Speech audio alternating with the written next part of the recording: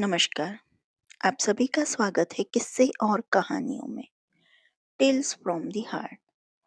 आज हम रामायण के अयोध्या कांड की बात करेंगे, जिसका शीर्षक है सीता और लक्ष्मण का अनुग्रह। चलिए शुरू करते हैं। इससे पहले हमने देखा कैकेयी ने श्री राम को वनवास के लिए बोला। फिर वह कौशल्या जी से आज्ञा मांगने आए। बाद में वह अपनी पत्नी सीता माँ से मिलने आते हैं, जो इस अध्याय में वर्णन है। माता कौशल्या से अनुमति प्राप्त करने तथा विदा लेने के पश्चात राम जानकी नंदनी सीता के कक्ष में पहुंचे। उस समय वे राजसी चिन्हों से पूर्णतः विहीन थे। उन्हें राजसी चिन्हों से विहीन देखकर सीता ने पूछा, हे आर्यपुत्र, आज आपके राज्याभिषेक का दिन पर भी आप राजसी चिन्हों से विहीन क्यों हैं? राम ने गंभीर किंतु शांत वाणी से सीता को समस्त घटनाओं विषय में बताया और कहा, प्रिय, मैं तुमसे विदा मांगने आया हूँ, क्योंकि मैं तत्काल ही वक्ल धारण करके वन के लिए प्रस्थान करना चाहता हूँ। मैं चाहता हूँ कि मेरे जाने के बाद तुम अपने मृदु स्वभाव तथा सेवा शुश्रूषा से माता पिता तथा भरत सहित समस्त परिजनों को प्रसन्न और संतुष्ट रखना। अब तक तुम मेरी प्रत्येक बात श्रद्धा पूर्वक मानती आई हो और मुझे विश्वास है कि आगे भी मेरी इच्छा अनुसार तुम यहाँ रहकर अपनी कर्तव्य का पालन करोगी। सीता बोली, प्राणनाथ, शास्त्र बताते हैं कि पत्नी अर्धांगिनी होती है। यदि आपको वनवास की आज्ञा मिली है तो इसका अर्थ है कि मुझे भी वनवास की आज्ञा मिली है। कोई विधान नहीं कहता कि पुरुष का आधा अंग वन में रहे और आधा अंग घर में। हे नाथ, स्त्री की गति तो उसके पति के साथ ही होती है। इसलिए मैं भी आपके साथ वन चलूंगी। आपके साथ रहकर वहां मैं आपके चरणों की सेवा करके अपना कर्तव्य निभाऊंगी। पति की सेवा करके पत्नी को जो अपूर्व सुख प्राप्त होता है, वह सुख लोक और परलोक के सभी सुखों से बड़ा होता है। पत्नी के लिए पति ही परमेश्वर होता है।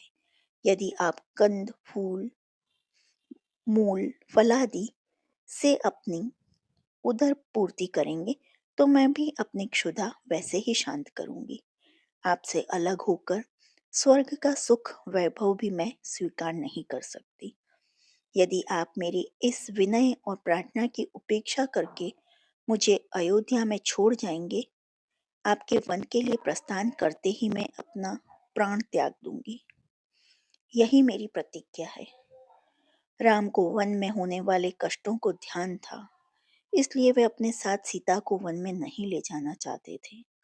वे उन्हें समझाने का प्रयत्न करने लगे, किंतु जितना वे प्रयत्न करते थे, सीता का हठ उतना ही बढ़ते जाता था।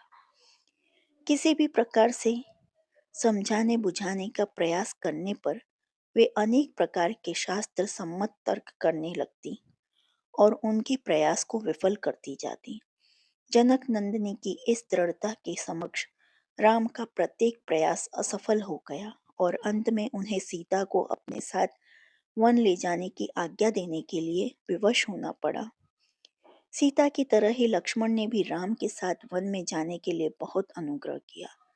राम ने बहुत प्रकार से समझाया, किंतु लक्ष्मण उनके साथ जाने के विचार पर दृढ़ रहे।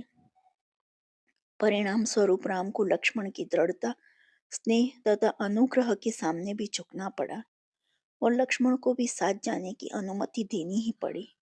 सीता और लक्ष्मण ने कौशल्या तथा सुमित्रा दोनों माताओं से आज्ञा लेने के बाद अनुनय विनय करके महाराज दशरथ से भी वन जाने की अनुमति देने के लिए मना लिया।